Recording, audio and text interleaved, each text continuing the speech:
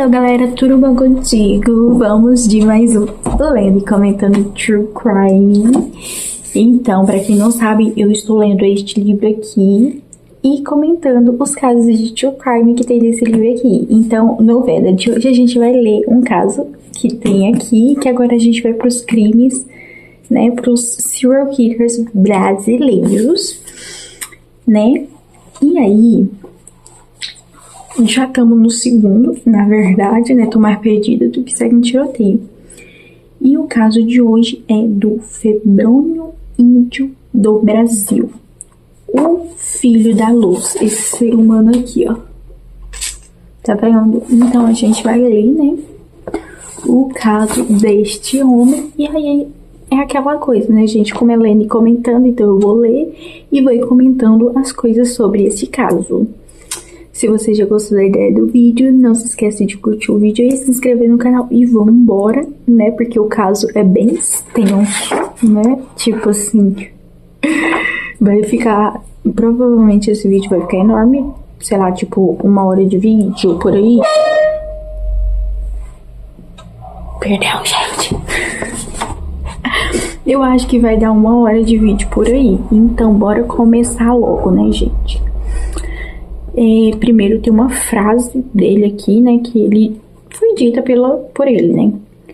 Eu sou um predestinado e estou na Terra para cumprir uma missão divina que me foi confiada. Frase dita por Febrônio Índio do Brasil.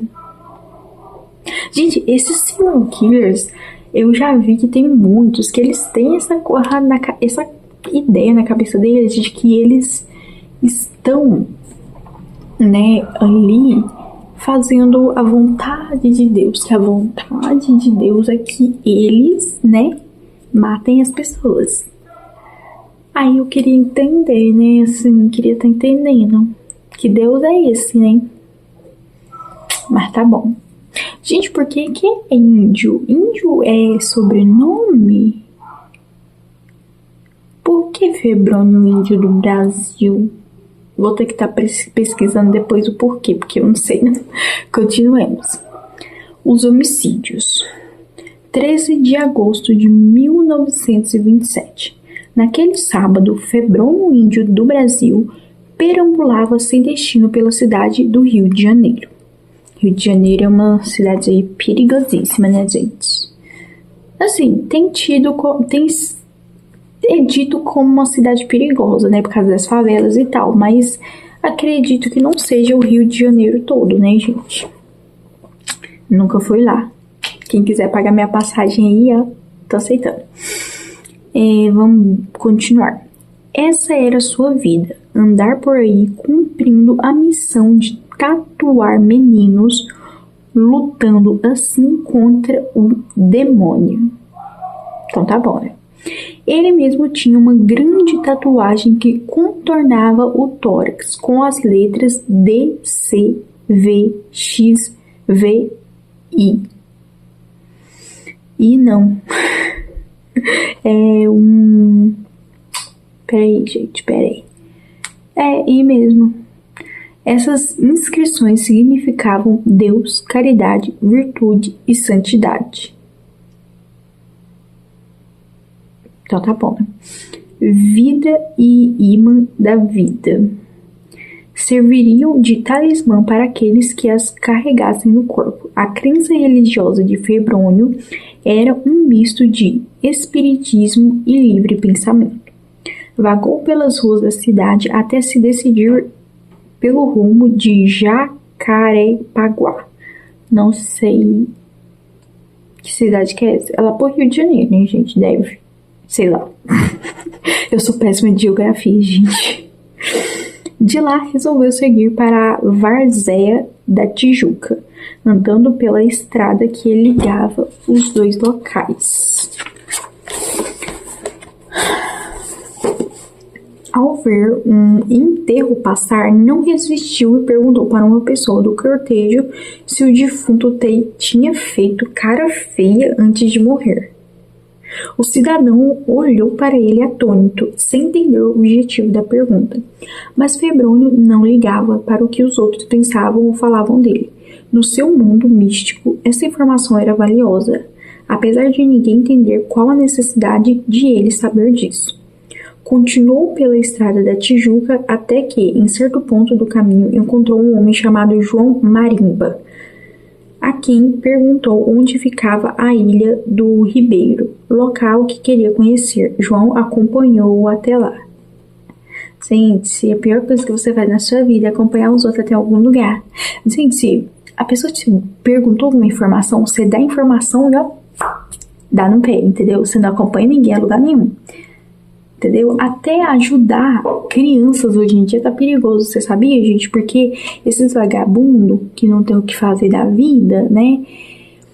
Eles estão usando crianças pra fazer suas vítimas, entendeu? Então, assim, tá difícil até ajudar criança hoje em dia, idoso, sabe? Gente, tá ficando complicado, gente. O trem não tá fácil.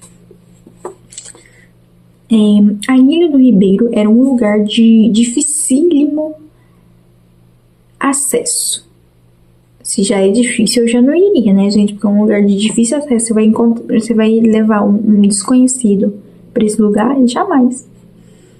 Era extensa, completamente desabitada, mas repleta de árvores frutíferas. Ficava unida à estrada por uma parte aterrada da lagoa que a circundava como um brejo, e encontrar essa ligação não era uma tarefa fácil. Gente, eu já ia desconfiar que esse diabo desse homem tá querendo fazer nesse lugar, que é um lugar de difícil acesso, que é desabitado e que só tem árvore frutífera. Não, legal, né, gente? Tu ir num lugar que você encontra um monte de árvore frutífera, se tiver fruta lá tu come e tal, tudo bem, né? Mas, tipo, gente, eu já desconfiaria.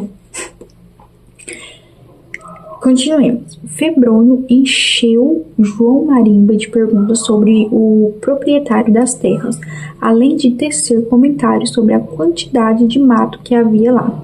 João Marimba, sem entender o interesse daquele homem por terras tão inóspitas, indagou. Afinal, quem é o senhor que pretende nessas lonjuras? Sou chofer. Pretendo montar por aqui uma empresa de autoviação e ando em busca de um ponto que preste para uma grande garagem, respondeu Febrônio. Rapaz, assim, esse caso é de 1900 e pouco, né, gente? 1927. Então, assim, nessa época, a galera era bem inocente, né, gente? A galera, assim, conversava com todo mundo, dava moral pra todo mundo, né? Assim, não tinha essa coisa de ficar enxergando a maldade nas pessoas, né? Por isso que muita gente se lascava, né? Por isso que muita gente acabava, né? Entrando numa fria, porque as pessoas tinham essa coisa, vamos ser amigos de todo mundo, vamos ajudar todo mundo. Aí se lascava. Continuemos. Febrônio realmente vestiu o uniforme de motorista. Devia mesmo estar a serviço de uma empresa. Eita, que dicção boa! Pensou então João Marimba. Dando de ombros, esperou que ele analisasse o local. Quando Febrônio ficou satisfeito, despediram-se e cada um seguiu o seu rumo. Mais adiante, caminhando ainda pela estrada da Tijuca, Febrônio chegou a um local chamado Marimbeiro. Olhando em volta, percebeu um menino de cerca de 10 anos parado na porta de uma casa. Ai, que ódio! Aproximou-se e, com sua lábia afiada, logo tirou dele a informação de que seu nome era José de Moura. Gente, eu odeio quando esses psicopatas, eles são fissurados com criança. Nossa! No decorrer da conversa, o menino José perguntou a Febrônio se ele não conhecia alguém que estivesse oferecendo emprego. Aí, ó, vai lascar a vida do menino. Febrônio, aproveitando o rumo da conversa, disse que era exatamente isso que fora fazer lá e perguntou ao garoto se o irmão dele estava em casa. Como quem precisava de emprego na família era Almiro José, seu tio, o menino convidou sem demora o estranho para entrar, sem perceber que o homem havia perguntado sobre o irmão que não existia. Porque criança vai prestar atenção nessas coisas? Claro que não, gente. Um menino de 10 anos, ainda mais naquela época, gente. Hoje em dia, se você orienta, né, a criança e tudo mais, pode acontecer dela ter essa percepção das coisas, né? Mas sem orientação também, gente, a criança não vai, né? Não vai. Então, assim, complicadíssimo. José apresentou Almiro a Febrônio e na mesma hora começaram a conversar. Parecia que a família estava com sorte. Havia uma vaga na empresa de autoviação do Lopes. Febrônio se identificou como motorista dessa empresa, que estaria estabelecendo uma linha de ônibus do Leblon até Porta d'Água, cruzando justamente aquele local. Muita coincidência, né? Neste momento chegou Antônio José, pai do pequeno José, que logo quis se inteirar da conversa. Estranhando a visita, perguntou a Febrônio por que tinha ido até sua casa. Este respondeu que fora mandado por Jodelino, irmão de Alamiro, para oferecer o tal emprego. Antônio José ficou preocupado. Almiro tinha umas feridas nas pernas e não poderia começar a trabalhar de imediato. Febrônio tranquilizou Antônio. Disse que o emprego era para tomar conta de um depósito de material da empresa, que ficava próximo à residência deles. As feridas do rapaz não seriam um empecilho. Antônio e se preparou para encerrar a conversa. Já era hora do jantar e o estranho devia ir embora. Ardiloso, Febrônio precisou apenas de mais 2 dedos de prosa para compartilhar a refeição na companhia da família. Comportou-se muito bem, não bebeu nada alcoólico e comeu como um rei. Gente, esse povo que é doente da cabeça, né, esses psicopatas, eles são assim, gente, são muito educados, são muito bons de lábia, são muito conquistadores, muito galanteadores, e aí você se deixa levar pelo papo dessa galera, entendeu? E você tem que ficar esperto, moço, senão você entra no papo de um psicopata e aí acabou, gente, acabou. Acabando a refeição, Febrônio convidou Almiro para acompanhá-lo até a sede da empresa do Lopes.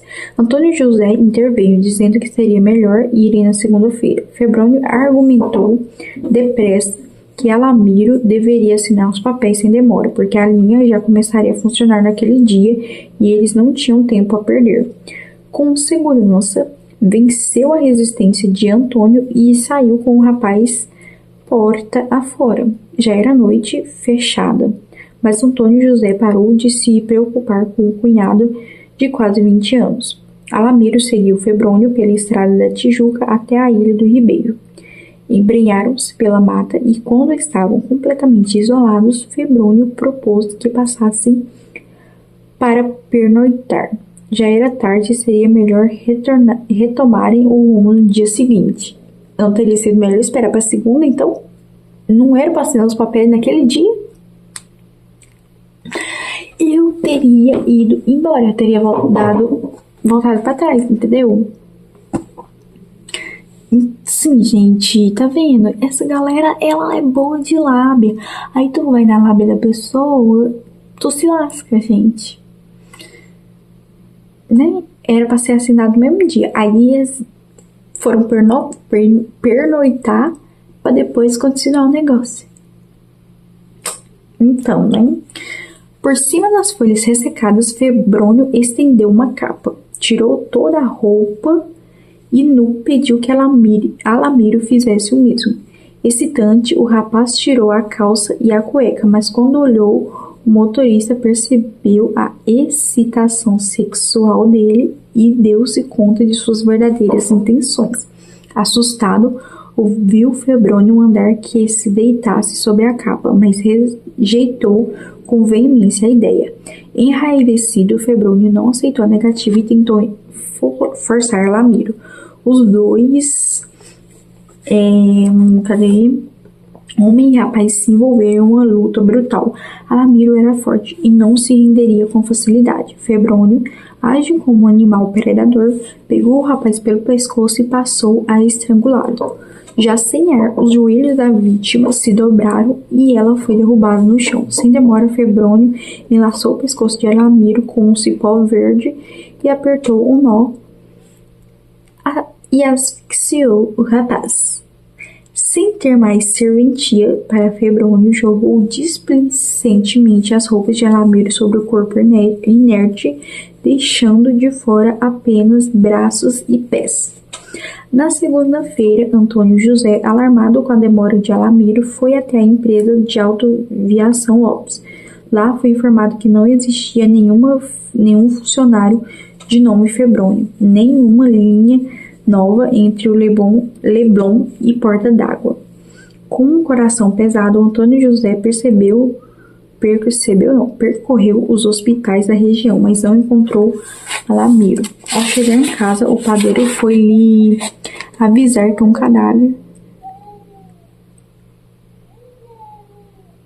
cadáver havia sido encontrado nas matas da ilha do Ribeiro. Seguiram para lá e, com horror, Antônio José reconheceu Alamiro ainda com um cipó em volta da garganta.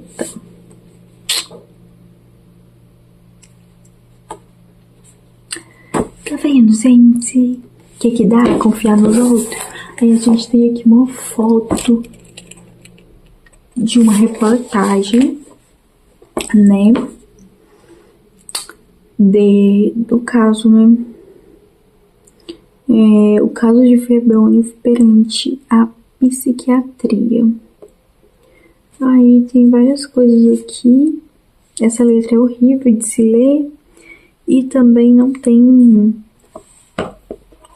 o trem completo, né, gente? Enfim, esse foi o primeiro caso, né, dele. E aí, gente, eu acho que com esse daqui, eu acho que eu vou fazer diferente, gente. Eu vou ler o próximo caso. E aí, eu acho que eu vou deixar para estar continuando todas as outras partes separadamente, para tentar fazer com que o vídeo não fique tão longo assim. O que vocês acham? Porque senão vai ficar muito longo, gente. E fica ruim para mim, porque eu tenho que ficar aqui horas e horas lendo, e para vocês que vão ficar assistindo. Então eu vou ler o próximo caso, né? E aí depois eu leio o restante separadamente. E eu vou dividindo por partes. Eu vou dividir tudo certinho, bonitinho, escrito na descrição, no título. Então vai ficar de boa para vocês lerem. Ou para vocês lerem, para vocês assistirem. Mas antes de continuar, eu vou beber água, porque minha goela já não tá aguentando mais falar. Voltei, galera, bebi minha água, porque minha voz já tava cansada. Enfim, o próximo caso é do dia 29 de agosto de 1927.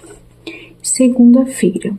Outra vez, sem destino certo para Febrônio, ele vagava a esmo pela ilha de Caju, quando avistou o menor João Ferreira, de 10 anos, chamado carinhosamente por todos de João Joca, na porta de sua casa. Com toda a simpatia, aproximou-se dele e ofereceu alguns doces que levava no bolso. Entabularam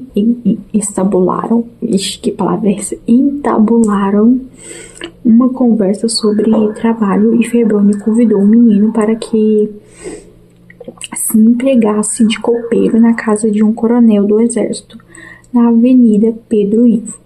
Neste momento chegou Dona Beatriz, mãe do menino. Animadamente contaram a ela sobre o emprego, mas a senhora não gostou muito do que ouviu. Achava o filho muito novo para já ir trabalhar em endereço tão longe de casa. Febrônio então perguntou à dona: A senhora não teria um filho um pouco maior? Também achou este pequeno? Não, não tenho, respondeu Dona Beatriz. Nesse caso, vai este mesmo. A senhora não se arrependerá, pois o coronel paga bem. Gente, outra coisa que a gente precisa fazer antes, né, de confiar em qualquer pessoa, qualquer coisa, é verificar as informações, né? A gente necessita de verificar a informação antes de, sabe, dar com a cara na parede, entendeu? Antes da gente ir fazer as coisas. Então, assim, você recebeu uma proposta de emprego que, assim, parece ser muito boa, meu Deus, vai mudar minha vida, verifica a procedência, entendeu? Antes de você, sei lá, comprar alguma coisa pela internet, verifica a procedência. Nunca faça nada sem verificar a procedência daquela informação. Porque senão depois tu se lasca, meu amado. E essa época aqui era muito comum, né, gente? Criança trabalhar, né? Então, né? Era uma coisa que eles nem tinham, né, gente? E criança andava pra todo que é lado. Então, né? Eu jamais deixaria meu filho sair por aí com os outros assim, não, gente. Deus me livre. Com habilidade e paciência, foi argumentando com a mãe do menino. Dona Beatriz não conseguia se resolver. Ali estava uma boa oferta de emprego e Jojoca ajudaria muito no apertado orçamento da casa. Ai, gente, eu poderia passar fome. Dava de comida pro meu filho, mas eu não deixaria ele sair de casa, mesmo que o trem tivesse arrochado. Nunca. Por outro lado, achava o filho ainda tão pequeno. Com muito cuidado e bom senso, pediu a Febrônio que se dirigisse com o menino até a oficina onde seu marido trabalhava de mecânico. Apresentasse a proposta para ele e qualquer que fosse a decisão, ela acataria. E aí eu iria confiar que um desconhecido iria pegar meu filho e fosse junto com ele até a oficina que o meu marido trabalha pra conversar? Eu não. Ele, se ele quisesse ir, ele ia sozinho, entendeu? Eu não tô louca. Dona Beatriz ficou na porta de casa olhando os dois partirem, depois de entregar ao filho um embrulho com uma alça cinza, caso precisasse trocar de roupa. Acenou para o filho que ele disse: "Não se preocupe, mamãe, eu volto logo." Aí eu não deixaria não, gente, mesmo naquela época, sabe? Porque assim, eu sou uma pessoa muito desconfiada, gente. Eu desconfio até mesmo da minha sombra. Eu não deixaria meu filho jamais sair assim, gente. Jamais. Eu não tô louca. Sem demora, homem e menino seguiram para encontrar José Ferreira na praia do Retiro Saudoso, 252. Febrônio explicou para o pai de Janjoca tudo sobre o emprego, mas com malícia acrescentou que Dona Beatriz já havia autorizado o filho a acompanhá-lo para empregar-se na casa do coronel. Depois de algumas perguntas, José concordou, né, com a esposa e viu os dois partindo na direção combinada. Gente,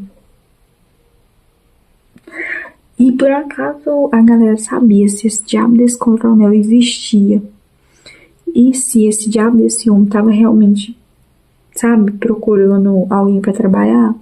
Gente, e que diabo de... é aquela coisa, né, gente, na época contratava criança, mas eu desconfiaria. Ai, gente, eu sou muito desconfiada, né? Naquele mesmo dia, ao chegar em sua casa, José logo descobriu que Febrônio tinha enganado o casal. Sem demora, começou uma busca desesperada por Janjoca na rua Pedro Ivo. Percorreu todas as casas, mas a resposta era sempre a mesma. Ninguém tinha visto o seu filho. Ninguém estava empregando um copeiro. Não havia coronel nenhum morando por ali. Gente, olha pra você ver o que a falta de informação faz. Não tinha nem coronel nenhum morando ali na região. E simplesmente pegaram a criança e largaram na mão de um estranho que disse que estava ali por causa do cara lá, do coronel, que estava procurando uma pessoa para trabalhar. Gente, nem a procedência da informação não foi verificada. E isso era uma coisa que ocorria muito naquela época e até hoje acontece, gente. As pessoas se deixam ser enganadas por falta de informação.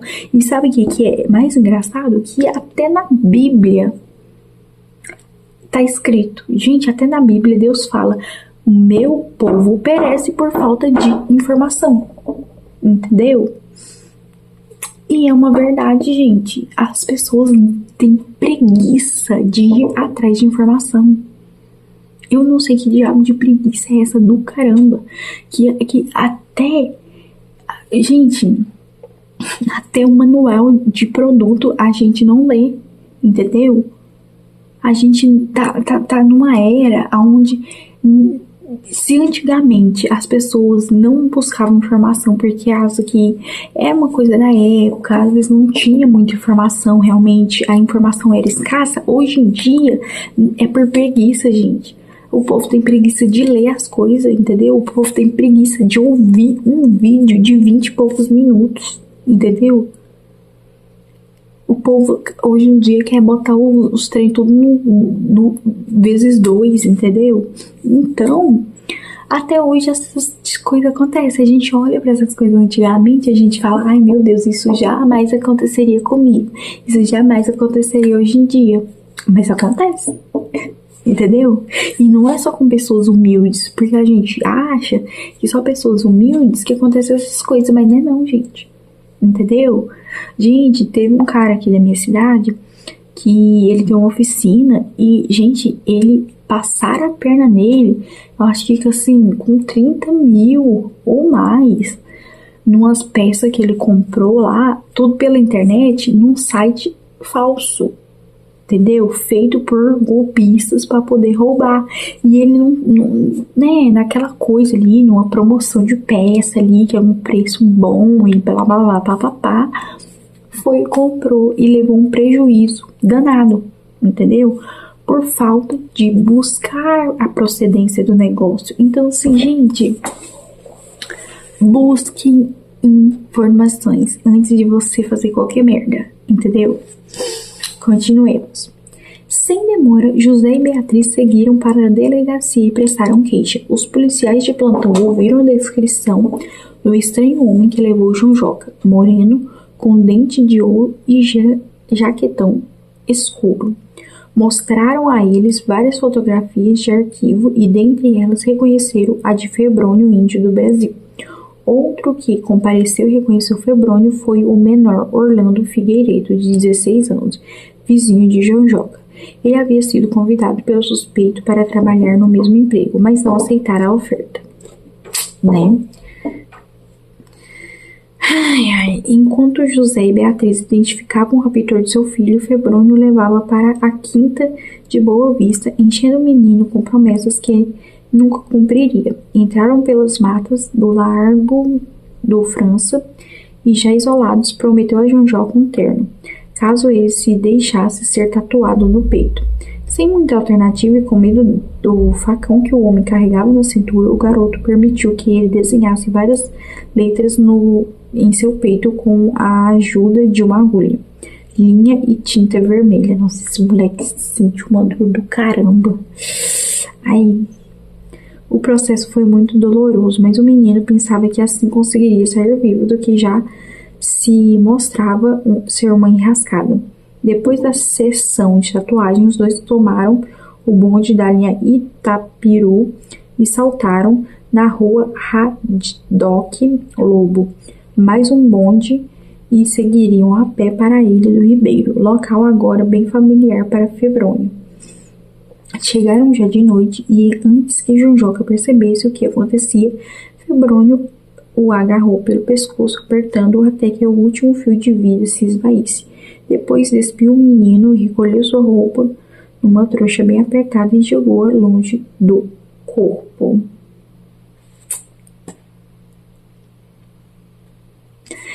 E aí se vai, né, a vida de uma criança por causa da irresponsabilidade dos pais de verificarem a procedência de uma informação. E a gente olha e fala assim, antigamente os pais eram muito responsáveis, blá, blá, blá, blá. Não, gente, hoje em dia tá pior, parece que o negócio piorou, entendeu? Gente, é pai que acha que, assim, ele tem que fazer a vontade do filho pra não sei o que, e aí deixa a criança comer o que quer, fazer o que quer, entendeu? E aí fica uma criança insuportável, entendeu? Aí depois reclama do filho que tem, que meu filho é isso, meu filho é aquilo, mas quem tá criando? A criança, né? Então, assim, a vida de uma criança foi-se embora por causa que os pais não verificaram a informação nem para saber se o tal coronel existia, gente. Então, assim, é triste você olhar para isso, sabe? Mas era uma realidade muito que acontecia muito na época, gente. As pessoas as pessoas parece que não sei o que tinha naquela época. As pessoas confiavam muito nessas coisas, em outros, em desconhecidos, sabe? Assim, hoje em dia ainda tem-se esse medo de pessoas desconhecidas, de não confiar e tudo mais, mas às vezes o perigo tá nas pessoas conhecidas, né, gente? Então, assim, gente, tá ficando cada vez mais difícil de se viver, né? É o fim dos tempos mesmo, bem que o povo da igreja fala. Mas realmente, gente, a gente tá no fim do tempo, sabe? Em breve o apocalipse vem aí, Jesus volta, e aí, enfim, vai se acabar com todo esse desespero. Porque, gente, viver tá sendo um desespero, tá sendo, assim, horrível, entendeu? A única coisa que compensa em estar vivo é saber que Deus tá com a gente, porque de resto, gente, tá horrível. Não tá compensando, não. Entendeu? Jesus Cristo volta logo, porque esse mundo tá horrível. E a gente vai encerrar por aqui com meia hora e pouco de vídeo, né? 32 minutos e pouquinhos, pra não ficar muito grande, porque depois dessa parte, gente, peraí, vai ter uma parte aqui com a história, né? As coisas que aconteceram, outras coisas e tudo mais, né? E eu não quero ler essa parte, eu acho que até vai falar, né, mais sobre os dois casos anteriores, mas para não ficar tão extenso, eu vou dividir pelo menos em duas partes, né? Aí, na próxima leitura, eu já leio tudo, o resto, para não ficar tão extenso. E é isso, gente. Vamos encerrar por aqui. E aí, depois, provavelmente domingo, vocês vão me ver lendo a segunda parte, né, deste caso. Me digam aí o que vocês acharam até agora. E não se esqueça de curtir o vídeo e se inscrever no canal para você não perder a atualização da segunda parte deste caso. Um beijo pra vocês, bye!